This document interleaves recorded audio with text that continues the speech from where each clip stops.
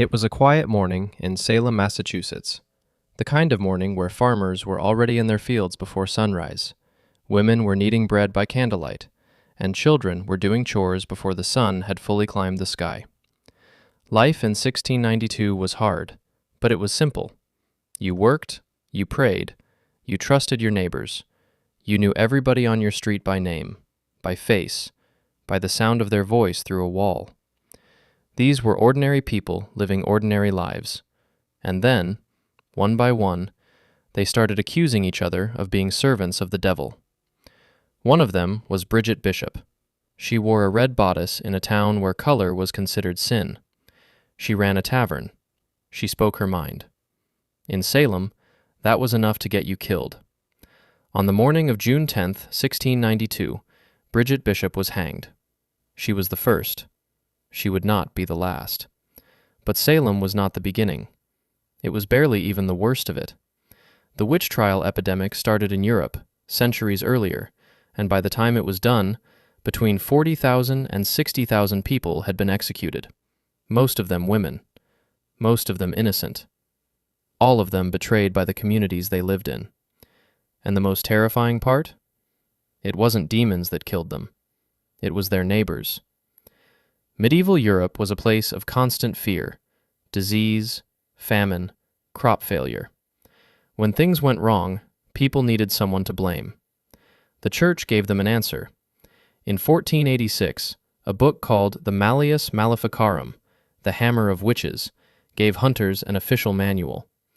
It described how witches operated, how they made pacts with the devil, and most importantly, how to make them confess. The confession part is where it gets dark. Torture was not a last resort. It was the first tool. Suspects were stripped, searched for any mole or scar that felt numb to a pin. Sleep deprivation was used until hallucinations set in. Under that kind of pain, people confessed to anything. And then, to reduce their sentence, they were asked to name accomplices. That's how it spread. One accusation became 5. 5 became 20. In Würzburg alone, over 300 people were executed in just a few years. A 7-year-old girl was burned for witchcraft in one recorded case. 7 years old. Back in Salem, it started with 2 girls, 9 and 11 years old, having fits, screaming, claiming invisible hands were pinching them. Doctors couldn't explain it, so the town reached for the only explanation it had. Within months, over 200 people had been accused. 19 were hanged. One man, Giles Corey, refused to enter a plea, so they pressed him to death with heavy stones over 2 days. His last words were, "More weight." So who was really behind it?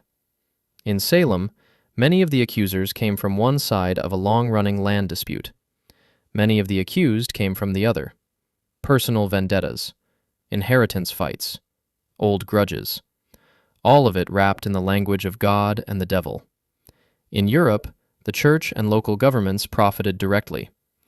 Accused witches had their property confiscated. Witch hunters were paid per conviction. The epidemic didn't survive on superstition alone.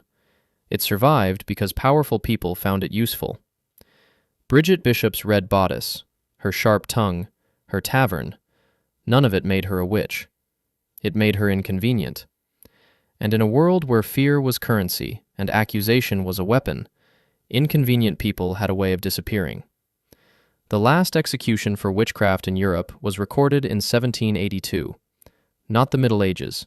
1782. Some fires take a very long time to burn out.